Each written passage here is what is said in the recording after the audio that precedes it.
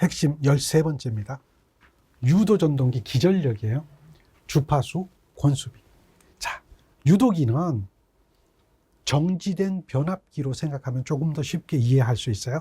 그래서 유도기의 기전력은 변압기의 기전력과 같다라고 이야기하면 되는데, 단 권수를 감다 보니까 권선 계수가 존재하는 변압기다, 이렇게 이해하면 되겠습니다.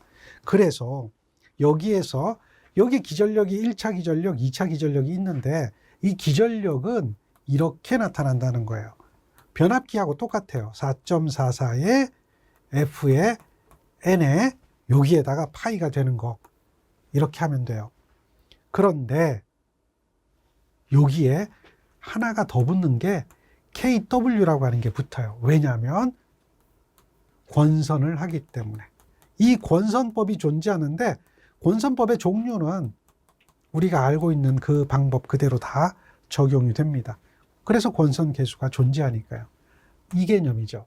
자, 여기서 유도기는 이 주파수가 굉장히 중요합니다. 이 주파수는 이 유도기가 회전할 때와 회전하지 않을 때 변화가 생깁니다. 왜 그러냐면, 주파수는 P분의 이 동기속도는 P분의 120F 아닙니까? 그러니까 얘는 120분의 NP가 되죠. 이런 관계가 있어요. 이 주파수는 속도와 밀접한 관계가 있기 때문에 얘는 N이라고 하는 게 존재하잖아요. 다시 말해서 이 N이라고 하는 것은 1-S의 NS가 되는데요. 얘가 바뀌면 주파수가 바뀐다는 거예요. 그래서 여기에 있는 속도가 0일 때와 속도가 일정 회전 속도로 회전할 때 주파수가 달라진다. 이걸 기억해야 되는 거죠. 유도기는 이게 굉장히 중요한 개념이 돼요. 그래서 결국 요것이 F가 속도가 바뀌면 요것이 F가 슬립의 관계가 된다는 거예요. 요 관계가 중요한 개념이 됩니다. 여기 보면 정지시라고 하는 게 나오잖아요. 정지시는 슬립이 1인 상태를 말하는 거예요. 슬립이 1인 상태가 되기 때문에 이런 관계가 되거든요. 그래서 이 유도기에도 당연히 권수비가 존재합니다. 이 권수비가 존재하는데, 변압기의 권수비는 이렇게 되죠. N2분의 N1 이렇게 되잖아요. 근데 유도기는 여기에 KW2분의 KW1이라는 권선계수 B까지 같이 적용이 되는 것이 권수비다. 얘는 이 권수비가 정지할 때 이야기예요. 정지시.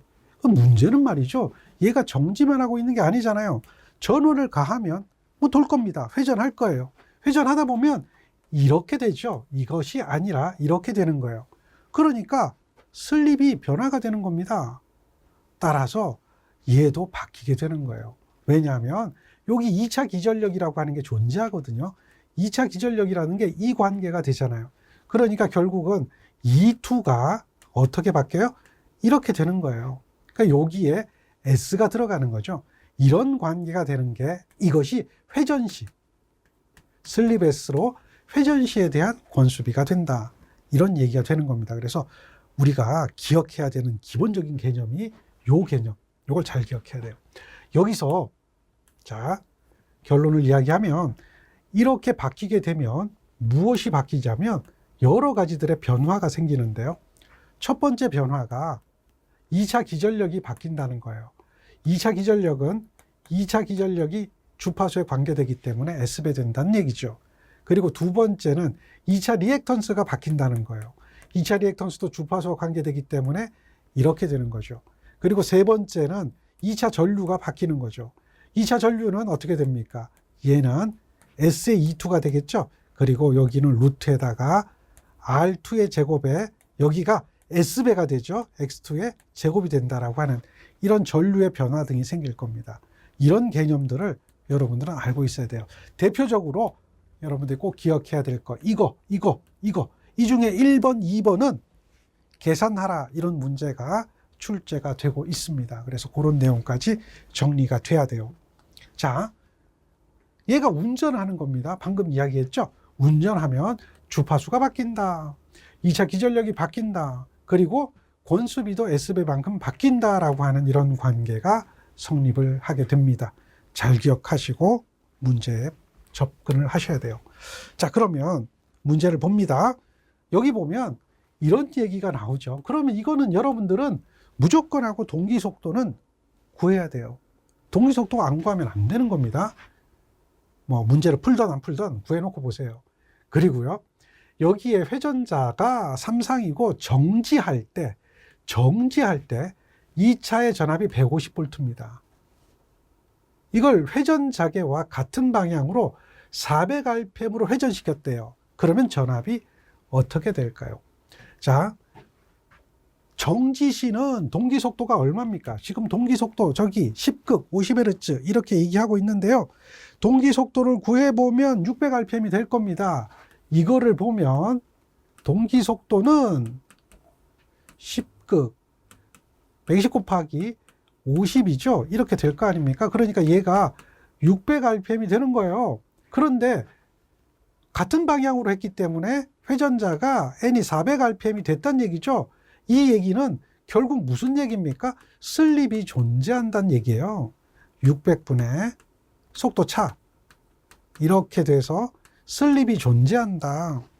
이 슬립을 계산해 보니까 슬립이 얼마가 나오냐면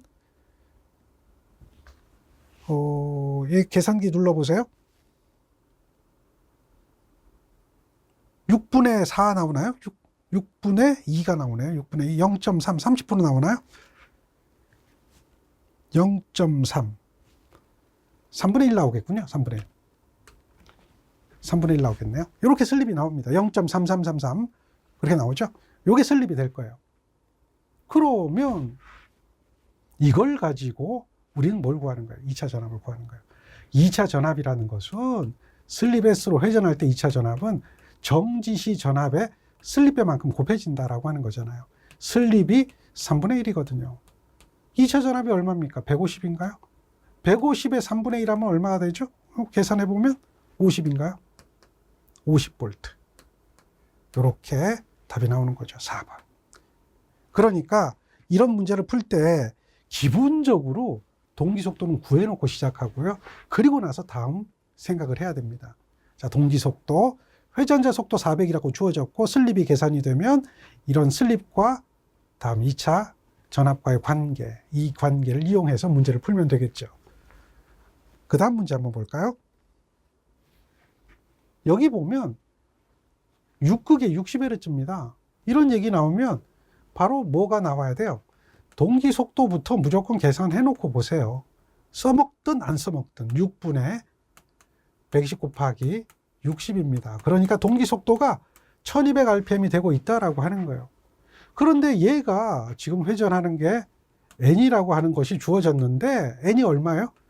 960rpm입니다. 이 얘기는 뭐예요? 슬립이 주어졌다는 얘기하고 동일하죠?